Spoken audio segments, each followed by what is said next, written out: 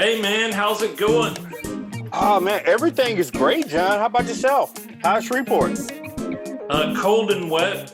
Just cold enough to be even worse when it's wet. So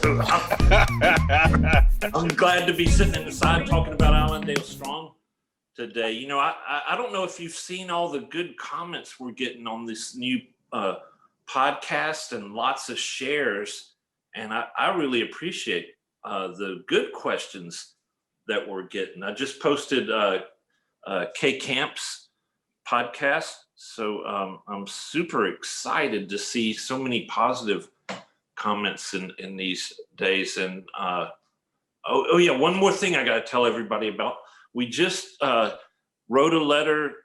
It's been our habit for all these years to write a letter or two every year to whoever is the Secretary of Transportation, and we're so excited to welcome former Mayor Pete, now Secretary of Transportation Pete Buttigieg, to our team, as it were. And we talked throughout the year with them, and we sent our introductory letter out to everybody, CC'd the governor, NLCOG.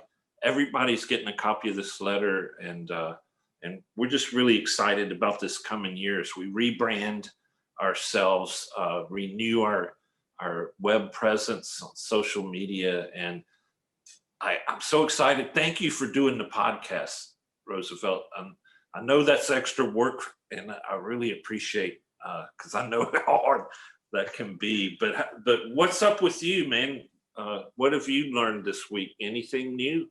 I was just scanning through some Shreveport news that really caught my eye, and is that some of the Shreveport neighborhoods going to get free broadband. Broadband is not the best internet, but I'm gonna tell you right now, broadband is good. Free broadband is good because during the pandemic, we figured out that a lot of people did not have access, and when they don't have access to internet, they're not able to go to school. The kids not able to learn. You can't. It's certain information that you're cut off from, and a lot of times, people on paid phone. So it's very hard for a lot of them to access school, access information, pay your bills. I mean, it's just those little things, right? And Yeah. I'm so happy to hear that Shreveport is doing this. I on the next level, I would love for them to look into stringing broadband and having a network that is paid for by the community, paid for by the parish or the city, and then leased out to maybe AT&T or something like that, for fiber. We can look at cities like Lafayette. We can look at cities like Chattanooga, Denver, right? That has really taken on that type of expansion. And right now, a lot of people are moving away from larger cities that they can't afford to stay in other cities and work in these new tech jobs, these work from home jobs. My wife, she works from home, right? I work from home 2 days out, 3 days, sometimes 3 days out the week. Mm-hmm. So I really think that this is something that can be, that Shreveport can really take on, become the next cyber city, right? Right. Give everybody access, and then just we can just because that's the way the world's going, right? Well, yeah. From your mouth to our legislators' ears and to our business community's ears, our mayor gets it. Mayor Perkins is great on this. Chief Technology Officer Keith Hansen is great on this. But the legislature saw what Lafayette did following Chattanooga and actually made that illegal to give for a city to provide broadband.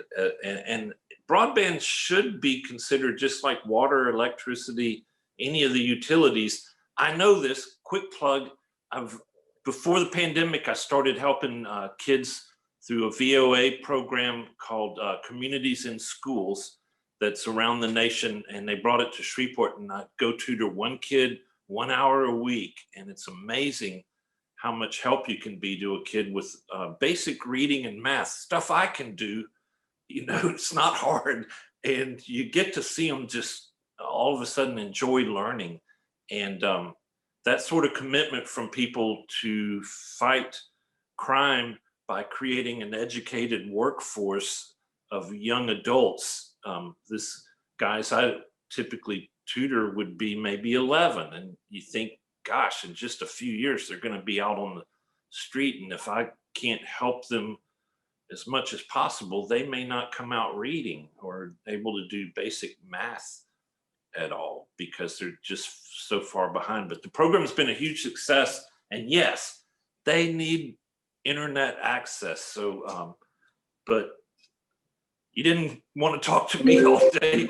We've got a guest here.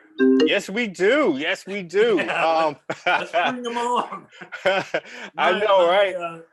Friend, yeah, William. we have a great guest today, Mr. William Hartman.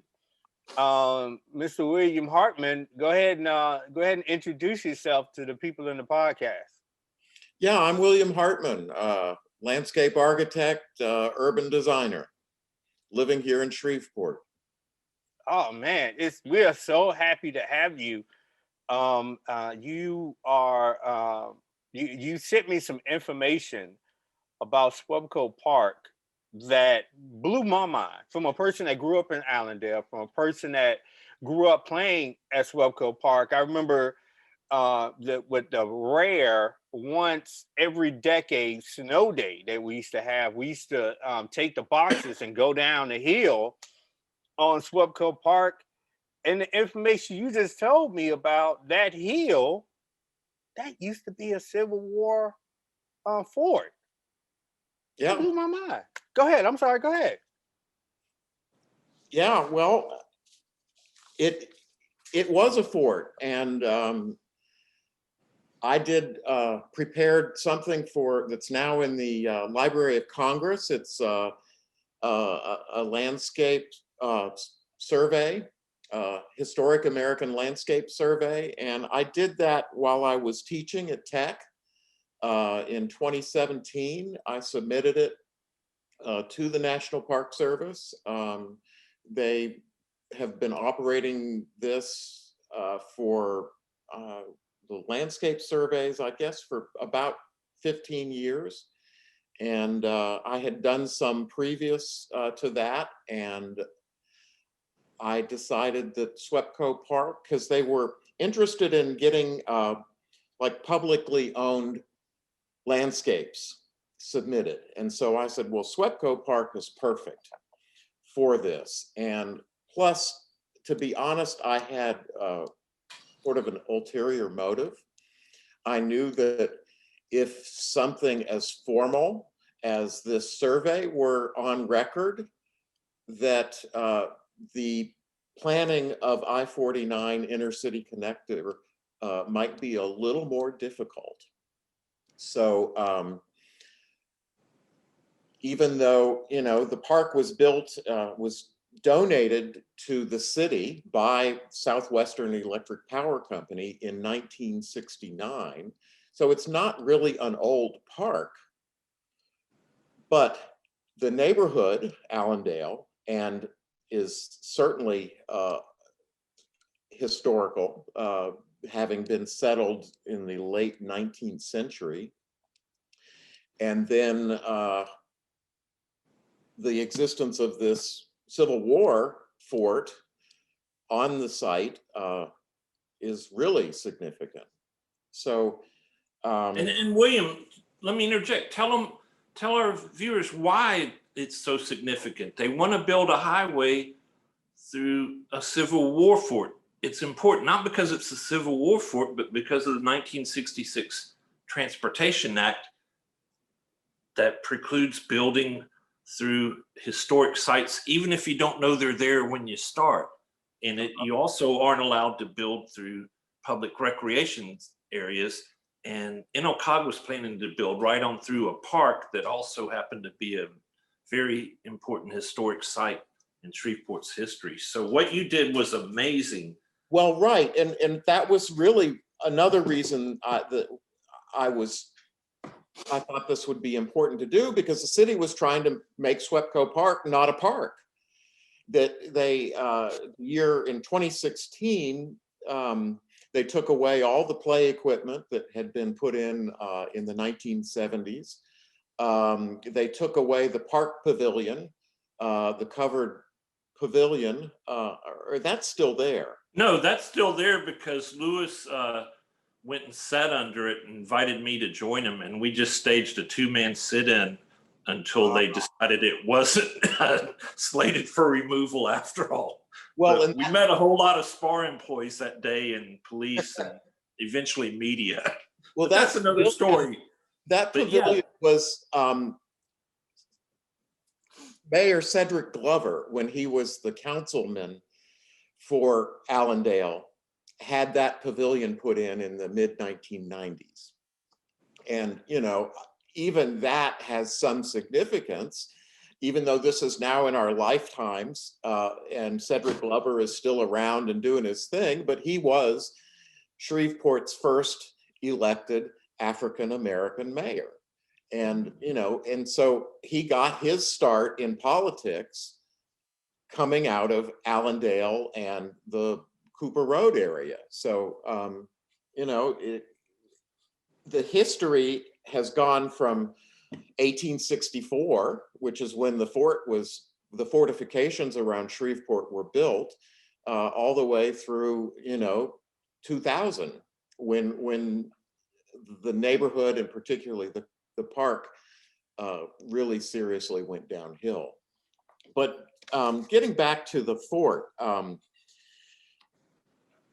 as the Civil War progressed, the Confederates knew that there were certain places that they didn't have so many left by early 1864, and Shreveport was one of the more important. It was the headquarters of the Trans-Western Confederacy, which is basically everything, you know, west of the Red River, including Texas, and a lot of the supplies for the Civil War were coming out of East Texas.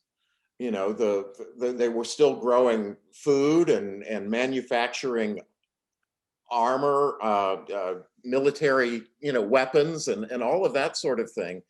And so Shreveport was the gateway to sending that to the battlefields east. And so they knew they had to build fortifications around it. So in spring of 1864, they got all of, you know, hundreds of slaves from the plantations in Caddo and Bossier Parish to start working on reinforcing the fortifications around Shreveport. And there were 4 forts.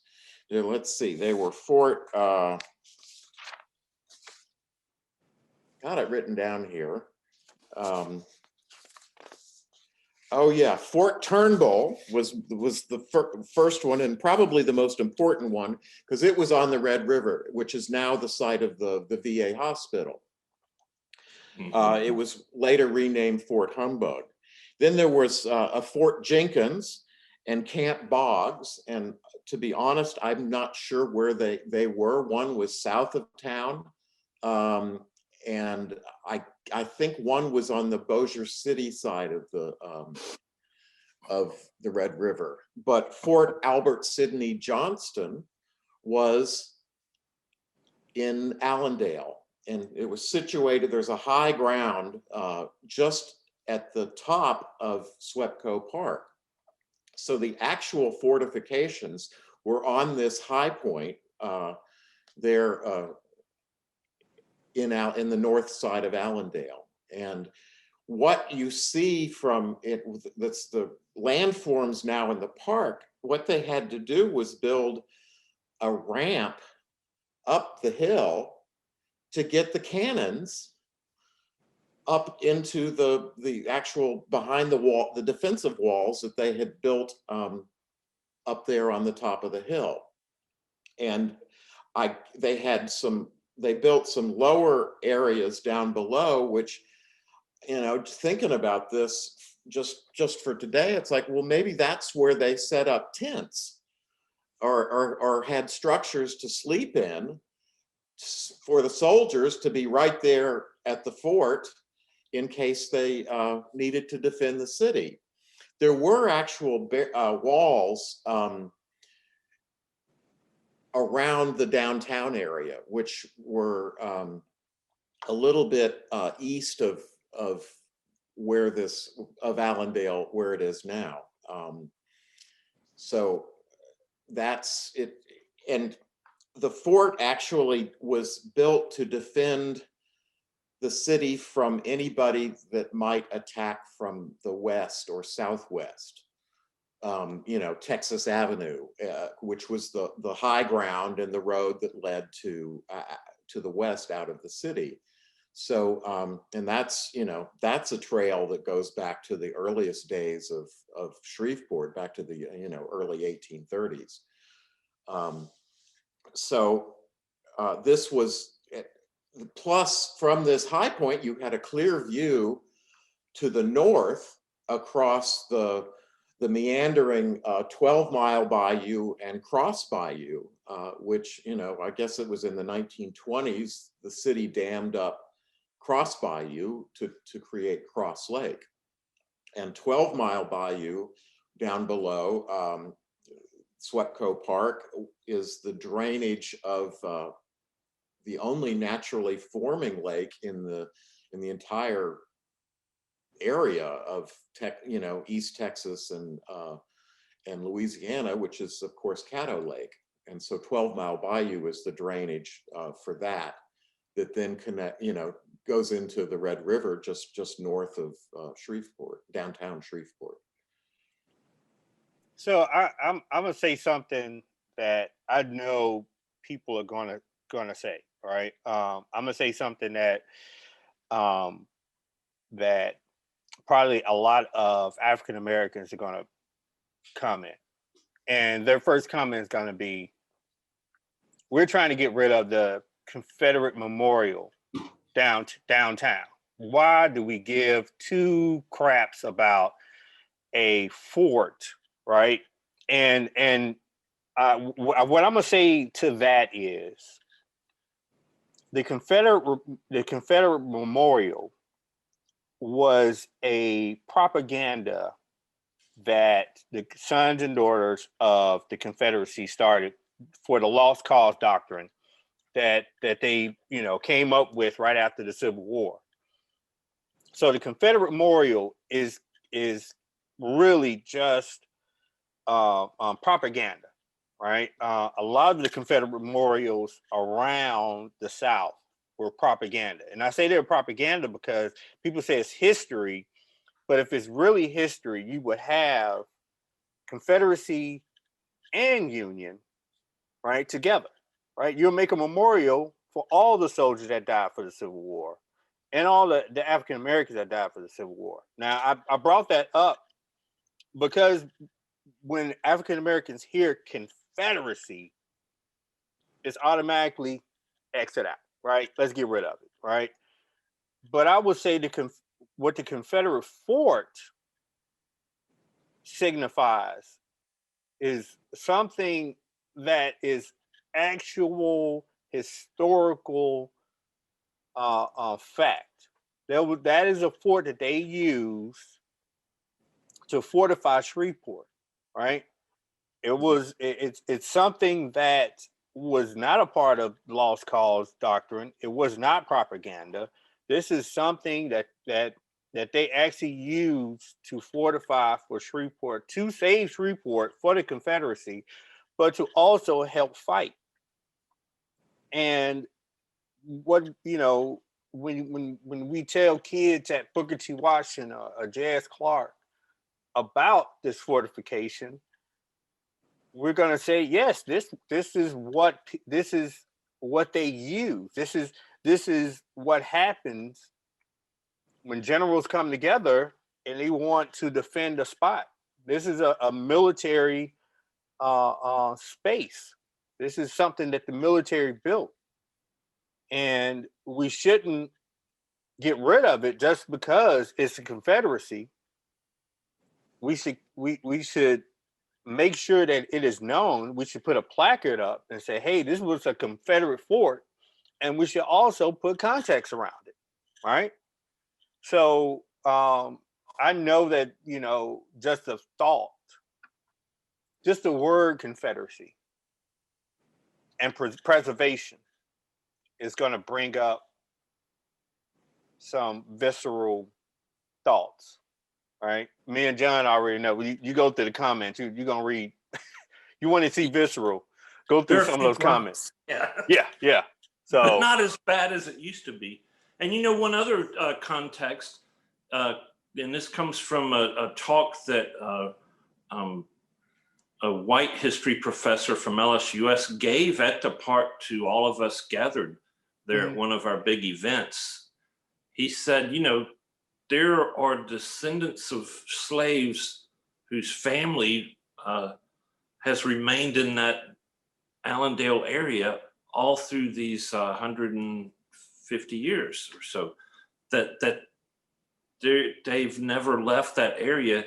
And he said, it's no doubt that those earthen walls, those big, huge ramps that are really amazing to think about how much work that would have been, especially before you had bulldozers and such to build those walls, had to be slave labor. And the oppressors didn't build it themselves. I understand that General Allen, who was also governor of Louisiana in those last days of the Civil War, had a home site in Allendale before it was really a neighborhood. And yes, his house, his house was just outside of the stockade, the fortifications for downtown. And he, as the governor of the state at that time, he actually, lived in this sort of, I guess it was a country house, a plantation type house that was up on a hill, just down from where the fort is. And I think it's a site somewhere between Pete Harris and Allen Drive or Allen Avenue. And right. There was a historical marker there that was removed in the 60s because the official word in the Shreveport Times was it was sinking in the mud, but I think it was more likely sinking in the blood of all the civil rights actions going on. So they moved it to the riverfront, where it's now in front of Riverview Theater, and it sort of misidentifies that spot as the original home of the Civil War General Allen, who, is a very controversial figure in Shreveport history. Some people love him. It's hard for me to respect him any more than I would anyone from the Taliban, who we spent years fighting. And I'm glad the United States resolved that war in the favor of the United States. And we still kind of see it still lingering in our politics today. I think that same business, but it's a very historic place, and there were, almost 40 historic sites stretching all that way through time there, and that's where they decided to build the highway through historic sites which are precluded in the '66 Transportation Act. So in comes William, and you had help, and sort of drew a circle around that particular, and that's sort of the importance of the fort in our current history, is that really threw a monkey wrench, to use my grandfather's term, into the works. That they had to go back to the drawing board to find a way to break their own laws, the government's laws. So how'd you pull that off, William? Well, listening to you, to both of you, it's like, you know, this is an example of cancel culture. Yeah. They moved the historic sign of the house that was there down to the riverfront, and now they're trying to erase the culture that is so strong in Allendale. And I really appreciated what you said, Roosevelt, about the monument downtown. And again, when I returned to Shreveport 10 years ago, that's when I first noticed that monument. And this is before it really became controversial. And I took a look at that and I said, I cannot, this is having lived in Los Angeles and Houston for much of my life, coming back to Shreveport and seeing that with a Confederate flag flying on it in front of the courthouse, that I was offended by that. So, you know, I completely understand how African Americans in Shreveport would say, well, that fort up there, that was Confederacy. I don't care about it. I'd be just as happy if it's gone. But as you pointed out, the difference is it's there, it's been there. That site has been there since before the Civil War. They just took advantage of this landform to build fortifications, and it's the only fortifications left in Shreveport that indicate how the fort was built and how it was serviced. And you know, it's history, it's fact. It's not the sort of propaganda that these Confederate statues were. And I like that term. You know, so that's why I think it's worth preserving. And it's really coincidental that the power company ended up owning that property, and that then they gave it to the city to become a park. And when they gave it to the city in 1969, the city did a study, and they installed the playground furniture in the 70s, but they projected that that park would be used by 10,000 people. And then I looked up in part of the report, I documented that the population of Allendale in 1970 was 16,274 people. By the year 2000, it was only 5,982. So in those 30 years, there was a big loss of population. And it's like, that's not because everyone hated Allendale. It began to deteriorate because of what I would call systemic racism. And that sort of thing happened all across the country. I went to graduate school in Philadelphia, and Philadelphia, you know, parts of West Philadelphia and Northwest Philadelphia in the 1980s, it looked like Berlin in 1945. I mean, it was just terrible. And now, even in Philadelphia, some of those neighborhoods are being rebuilt and reconstructed. And in Houston,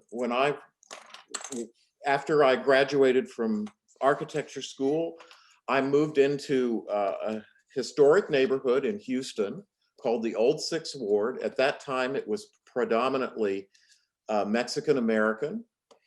And so I was an urban pioneer, and I guess, you know, you could say I was part of the gentrification movement of that neighborhood. But I could see and observed how that part of Houston grew and redeveloped, and what was appealing to people about it was the sense of community and the fact that, you know, it still had old houses, the street grid was still there, and more importantly, its connection to downtown and how that was uninterrupted by a freeway. So, that's why I think there is so much potential at an urban design level for Allendale, that I just am flabbergasted that the leaders of Shreveport, both political leadership as well as economic leadership, cannot recognize the potential there. And it's not just us white folks who want to build it. I mean, a lot of the elected representatives of of that part of Shreveport and Caddo Parish are all for it. And so that's why I think history has always been important to me. And I've always used history as a basis for looking at an urban neighborhood and seeing its potential, and that connection to history becomes a really important part of a place and the satisfaction that people have living in that place. So I've observed that in Houston. I've observed that in Philadelphia. I mean, South Philadelphia, the Italian neighborhood down there, it's now a hot residential market. And again, it has such a good connection to the center city, the downtown area. Yeah, I'm glad you brought up those two cities, because I just watched a guy. I'm trying to bring up his name just a second ago. Chris, I can't remember, Chris Benoit. I can't remember his name, but he's African American that is working in the Third Ward to redevelop areas in the Third Ward. He started off just by buying a block. And when he bought the block, he did not just come through and just knock everything down. He actually bought the block, made improvements to the home, but made sure that the people that stayed in the home and were renting can stay in the home and rent. He was like, if you want to stay here, stay here. He was like, I'm gonna actually make improvements, fix things that need to be fixed, and I'm not gonna go up on the rent. And when he did that, it a lot of people were like, dude, you're gonna go broke doing that. And he was like, no. He was like, that's a part of my plan, is to not uproot the people that are there. It's to show them that you deserve to stay in good housing. You deserve to have housing that you're not afraid that the roof is going to cave in or your bathroom floor is going to fall in. You deserve that. I forgot the guy's name, but he ended up turning around, and a lot of people ended up moving out of the houses that he had, but he helped them find other places. They were like, well, I don't want to stay down here no more. So he was like, well, let me help you out and find somewhere else. He helped them go out and find somewhere else that were even better but were not far away from where he was at. Then he turned around and he redeveloped that area in Third Ward. And he made it available to people that stayed in that area to own homes. Because home ownership, like we talked about in the last episode, John, home ownership is, to me, home ownership is that gateway. It's that gateway to being financially stable. Because if you have a home and you can afford it, you can over afford it, then you're financially stable, because from then on in, you're looking around your neighborhood and you're saying, well, how can I don't, if I'm gonna own a home here, I want to be proud of where I stay. All right. So, and then I've been to South Philly. I went to a couple of years back, and I just saw, I had a friend of mine, he's from Philly. He was telling me, all the change they've made there in Philly, Baltimore, here in the Atlanta area, right? People are are seeing that these, what we used to call the hood, right next to downtown, like you said, is really the, what I think is, for your downtown to grow, the neighborhood around it has to be stable, and it has to be, that's the only way you're going to have that constant flow of people to come downtown to eat, to to go to the stores, to hit the movies, things like that. It's that area around it, and I think you have to cultivate that neighborhood and the people in that neighborhood. You just can't try to get new people in the neighborhood and gentrify it. I think you have to learn to cultivate it. You have to learn to cultivate the people. Number one, by showing, a lot of people, you don't know what you don't know. And we talked about this with Kay Camp. You don't know, if you don't know about entrepreneurship, if it's not in your face all the time, then you don't know, you don't know what to do about it. If you don't know about home ownership, if you don't know about what it takes to take care of a neighborhood and have good schools and things like that, you don't know what you don't know. If you've been living in squalor your whole life, then that's kind of all you know, right? And I think of a book called Disintegration, by hold on, let me bring it up real quick. Disintegration, the Splintering of Black America by Eugene Robinson, where he talks about that time frame that you were saying, where the population shrunk in Allendale. It shrunk in a lot of African American neighborhoods all across the country around that same time frame, from Chicago to Atlanta to DC. And understanding why is a lot of times where politicians come up short.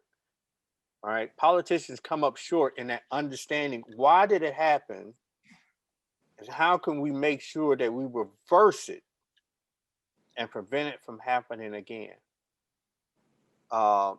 And going through your paperwork that you laid out a lot of the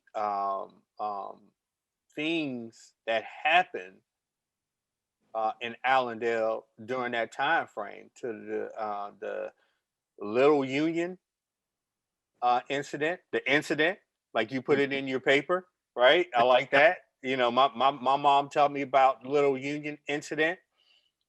To also, and me and John talked about this on one of our podcasts, the home of the lieutenant governor that was African American during the Reconstruction days. Yes. Do you want to go a little bit more into your paperwork? Well, yeah, you're talking about C.C. Antoine. Yeah. And yes, a very important figure in Reconstruction era U.S. history, not just Louisiana. Even though he was Louisiana's lieutenant governor, he played an important role throughout the South. And yes, his house is on Milam Street, I think, like 1500 block of Milam Street, and somewhere anyway. So from the 1940s, well, prior to the 1940s, Allendale was a very diverse neighborhood. There were Italians, there were Irish, a lot of people, immigrant community, people that came to work on the railroads, because Shreveport in the late 19th century was a major railroad hub. And so there were also Syrians that lived in Allendale. So you had different religions, you had different ethnic backgrounds, and then of course there were African Americans, and they were all living within the same neighborhood. I mean, I don't know how segregated they were, but I think these immigrants weren't nearly as racist as the white folk that lived over in Highland. And so after, I mean, there were two events that really changed Allendale and the perception of Allendale. One was a fire in 1925 that started, it burned about 7 blocks, most of the structures in 7 blocks. And you can kind of see where that is. It's south of SWEPCO Park and south of the Friendship House area. And then in 1940, there was also a tornado that blew through Allendale that did some serious damage. So that impacted how people perceived the neighborhood. I mean, it changed it physically. And so during that period, it transitioned to being predominantly African-American. As the African-American population grew, they expanded from St. Paul's Bottoms, now Ledbetter Heights area, and along Texas Avenue, and moved over into Allendale. And from the 40s into approximately 1970, Allendale was a thriving community, African-American community. There were restaurants, and I know you guys have talked about Freeman and Harris Cafe. I went there as a college student. I'd come back to Shreveport for summer, and I remember eating there a number of times. So the churches have remained, but a lot of the businesses have gone out, gone away. And then I guess in the 70s, the next generation of Blacks that grew up there began moving elsewhere. And I think they began to move to West Shreveport, Pines Road area, and into nicer homes, newer homes. I mean, that happens all the time.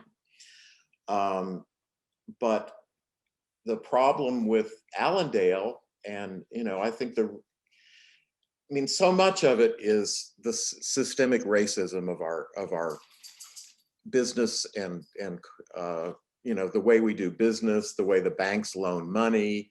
And, I think a lot of the homes in Allendale were owned by the people that lived in them. But I guess as they went downhill, people sold them, and I think, to investors, and which is sort of what's going on in the Highland neighborhood now. It's predominantly rental, and that's why that neighborhood struggles. But I don't know. It's just there's now a lot happening, which I know you guys have talked about, and you're addressing this with some of the other people who are making things happen. But I just can't imagine why anyone would want to destroy a neighborhood when it's not necessary. And I know there are two examples that I thought about. Of course, this isn't history, but in the 1960s, Memphis was dealing with the construction of Interstate 30, across the city. And there was a neighborhood there that absolutely refused to let them build Interstate 30 on the proposed route, the straight route over to the bridge across the Mississippi River. And so anybody that drives through Memphis knows that once you're heading west, and once you get to a certain point, you have to loop around the heart of the city that was, older than the 1960s. And I don't think there's anybody in Memphis that thinks that that's a problem to have to go around. It's just, one of the main differences, though, is that I think that neighborhood was not African-American. And so they had a little more political will behind them to keep that from happening. And then a second example of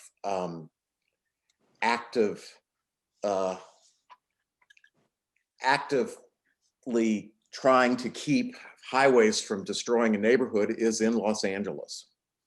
And there's I think it's the 710 just west of downtown LA. They have for years tried to build it stops at one freeway, and the neighborhood that was in the path of this freeway absolutely refused. And and just with it, it's been going on for like 20 years. They even did a proposal. Could they build it underground to preserve the neighborhood? And of course, that was so prohibitive that that never happened. And just last year, they have officially abandoned any plans to continue that freeway through this neighborhood. And they're now looking at taking apart the little spur that ends on the city streets. Oh, So, good. And there's money for that in the Senate now. There's a bill proposing seed money to experiment with removing those inner city connectors that didn't pay out. One other quick, and I know we're running short on time. The Interstate 10 was going to be built through the French Quarter, right along the river where Jackson Square is, and wipe out all of that. But again, they were able to build it through Treme, which was almost another Black Wall Street, a thriving neighborhood, gorgeous oak trees lining Claiborne Avenue, and kids playing football on the boulevard.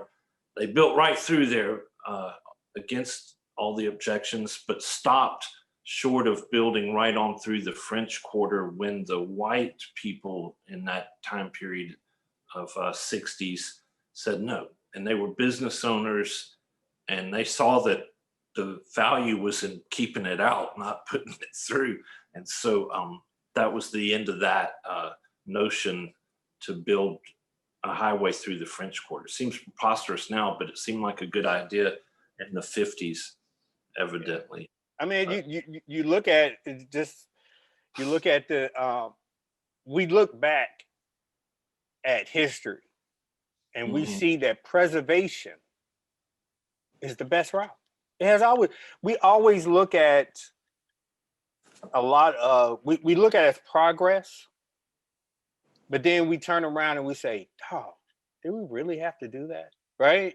Is progress really to the point that we have to go through neighborhoods? And then a lot of times we go back and we look at what we think is progress, and we find out it wasn't. If we would have just preserved the history of a lot of the buildings and things like that, we cherish it. I look at all of these new stadiums that are popping up, right? It's great that, here in Atlanta, they have, the big butthole sitting on top of the stadium. I don't mind calling it a butthole because I don't like the Falcons, but I love that stadium. I'm not gonna lie to you. I go there for Atlanta United game. But, let's look at Green Bay. Right? Green Bay has preserved the Packers Stadium since the beginning. Let's look at Georgia Tech, where I work at. They have preserved that stadium. They still have the original seats underneath the stadium. They haven't knocked all that down. And you go back, you look at all that stuff. The preservation is just so much better to me. It doesn't look pretty. You can't put that on the you can't put that in your brochure and say, well, we have a shiny new stadium like they do in Bossier City, right? They have that shiny new stadium that you really can't do anything with. right? Because it's out on the outskirts, and nobody really wants to drive that far to go to events, you know. But at the same token, we try to preserve these places, and you have the history, you have the people can come back and say, man, that thing been standing for 200 years, right? And you just think back, and we can write books, and you can tell your kids about it. Oh, I walked in there, I did this. It's so much better to preserve. But let me stop going back in the past. Let's talk about the future. Let's talk about the future of SWEPCO Park, because me and John has talked about this. I even talked to my mom about this. The future of SWEPCO Park, I believe, is turning SWEPCO Park and the area behind the little lake behind SWEPCO Power Company into a walking park. Mm-hmm. Right, Mr. Hartman, how do you feel about that? Oh, I think that's a great idea. There's so much potential for Cross Bayou or 12 Mile Bayou as for Shreveport, for downtown Shreveport. And I think that, this big multi-million-dollar development that was proposed a couple of years ago is not the way to go about it, but it is a rich resource, and it basically connects directly to SWEPCO Park and North Allendale. And there's a little bit of Allendale neighborhood that sort of extends out into the wetlands, and all of those there are actually a number of intact houses, original houses that are on this little spit of land, I'll call it. And people might refer to them as dead ends, but if it were in a different neighborhood, they would be cul-de-sacs. I actually stayed on Christopher Street, that little street that deads in into headed toward Cross Bayou. We used to go back there into Cross Bayou and swim in the summertime, but we were warned by my mother, my mother stayed in the same area on that same street, Christopher Street and March Street, and that whole area back there, that it is actually a sewer drain. So as the water drains out in the summertime, the sewer sucks all the water down. And if you're in that water, you will be sucked in. And a couple of children have died. I've heard of that. Yeah, that's a tragedy. Yeah, a couple of children have died in incidents back there. And it's kind of one of those things where, you don't know it. There's no signs back there to say, hey, beware, don't swim here. It's just that people in the neighborhood has said, don't go back there. The parents, grandparents, hey, don't go back there. Let me tell you this story about, little Jimmy, and what happened to little Jimmy. So, but I think there is a lot of potential for those, for the ponds, the cooling ponds of the SWEPCO power plant, and connecting it to the Waterworks Museum, which is actually where the arsenal was located during the Civil War time. And so I just, just running a freeway through all of this is just the wrong thing to do. And definitely. Well, I am so happy to have you here, Mr. Hartman. We love talking to you today. I know we can probably talk for hours and hours, a little bit more on your paper, because it has a lot of history. And I'm wondering, are we able to put this up on the website there, John? I don't see why not. If William's okay with putting it up on the website, your paper. Or at least a link. Yeah. Is that okay? Outstanding. Yeah, we can get that up pretty directly. Yeah, I think that'd be great for a lot of people to read on the history of the area. And this, I mean, I sat here and I've read it 2 or 3 times, and it seems like every time I'm like, oh, Oh, right. So I love it. I'm a history guy, just like you, Mr. Hartman. I know John is also. Mm-hmm. John, do you have any? Well, Mr. Hartman, do you have any more lasting words you want to pass on to the people that's listening to the podcast? Well, I do want to give credit to Jennifer Hill, who put together a good bit of the civil rights history for that House document. It's a collaboration between the two of us, but she did the real research on the civil rights era. Okay. And so. And you had a couple of students, right? Interns from Louisiana Tech that I met that were in town with you, I believe, on that project. Yes, I did have, well, it was one in particular who did a detailed plan, a map of SWEPCO Park, which is part of the document. It's been a big deal, a big help to us, and a big shock, I think, to some of the folks that were planning to build through the neighborhood and didn't realize how much history is there. They're still uncovering it as we're recording this today. They keep finding more and more stuff, but yeah, thank you so much, William. Look forward to seeing you all at the next Allendale Strong meeting, which is coming up. So watch your emails. If anybody wants to participate in one of our Zoom Allendale Strong meetings from anywhere in the country, but especially from Shreveport-Bossier, hit us up on the Facebook page or other social media. Send us a message with your email address, and we'll get you on the invitation list for a Zoom meeting every month on the second Tuesday at 6:30. Take us away. All right. Thank you, John. Hey, that's enough of me, right? Yeah, I mean, everybody knows, if you know, like John said, hit us up if you want to connect with us. You can connect with us over Twitter. You can connect with us over Facebook. You can connect with us over Instagram. You can find our podcast on all of your favorite podcast locations. You can also go to Buzzsprout at AllendaleStrong.com. Buzzsprout.com and look for Allendale Strong. Also, if you like this message that we're giving, please subscribe to the YouTube page at RDB_on YouTube.